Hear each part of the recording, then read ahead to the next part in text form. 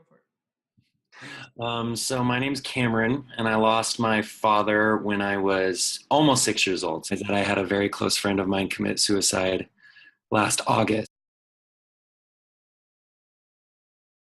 Uh, Um, I've struggled with anxiety as long as I can remember, but it obviously, I think, started when I was 5 or 6. And it's something I still struggle with to this day, and I've been on medication for anxiety and stuff like that.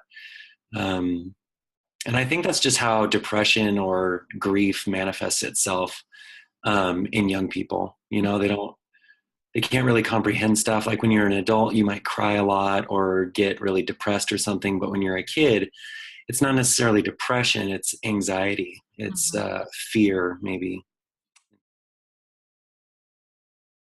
Um, I've come to realize as I grew up that it's not events that trigger memories or something like that. It's the time of year.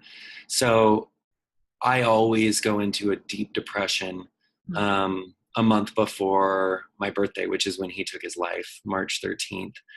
So in March, I crash totally subconsciously, but like life gets really, really difficult. And now that I've recognized this as a pattern, it's much easier to address because it's like, okay, March is coming up. I need to get this, and this in line. I need to have these systems in place because I know that psychologically it's going to hit me like a brick wall. And it lasts usually up until my birthday. It's about a month long Really? period where I just get intensely depressed. In general, the second that I saw his wife, Rachel, I just broke down. Like I couldn't handle it, and it was because I knew exactly what she was going through, and I knew what the rest of her life would look like, and I knew what the rest of her child's life is going to look like, and I knew all of it, and there was nothing that I could say or do to make it better. And so I just wept. I saw her and I hugged her and I just wept and I cried for like a solid 7 hours throughout the whole service and all of that stuff because I guess I don't really know what to do to help people realize that it will get better. Life will go on and you'll learn to live and love and do all of those things. But it's also never ever going to go away. That feeling of loss, and whether it changes from anger and resentment to pity and sorrow, you're always going to think about it and you're always going to wonder how would life have been different if they had made a different decision. Hmm. um, which sounds a little hopeless, but at the same time I think it's hopeful that you will grow and you will change and you will move on.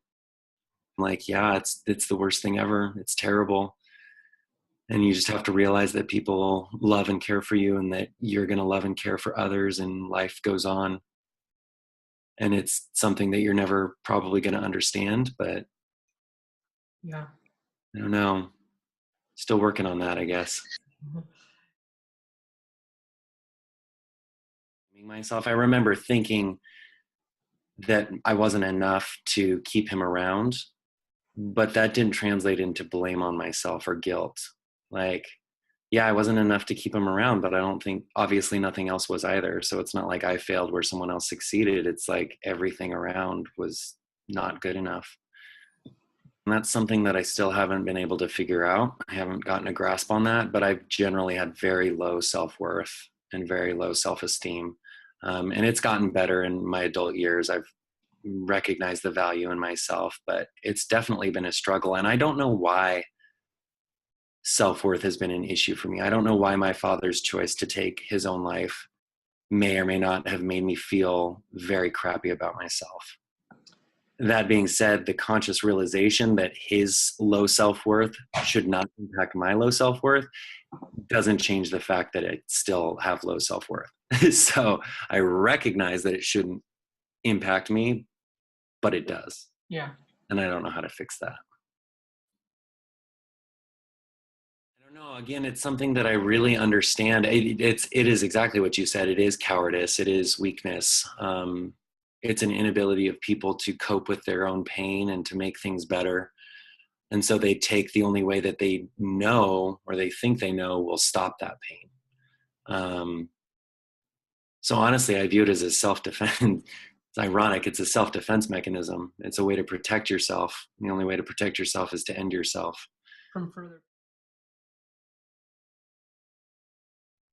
I don't know. I think the thing to be learned from suicide is that we need to be more open with one another, and we need to be kinder with one another, and we need to be willing to be unhappy with each other and like accept that and move on, but still love each other. Because I feel like this is only getting worse in society, but I feel like we're so closed off. Like I said, everyone who knew my father and loved him thought that he was a great person, and that that he was happy even, and all of that stuff. And he wasn't. He was so sad and in so much pain that he had to end his own life. And if others had truly known that, perhaps he'd still be alive. But for some reason, he never felt like he could share that essence of him. Or if he did share it, people didn't know what to do with it. Mm-hmm. So I would just say that the most important thing to take away from it is to cherish the people around you, and to be annoying sometimes and prying into the way that they are feeling, and honestly talk to them about how crappy life can be, and that we can do this together instead of you doing it on your own. And to express your unconditional love for people, to let them know that they can open up. Because I think a lot of times why people take their life is they feel like there's no one they can talk to. Mm-hmm. And that's not even true. There are people they can talk to, but there's no one that will appreciate what they're going through or something. I don't know. We just need to be more supportive of each other, I guess.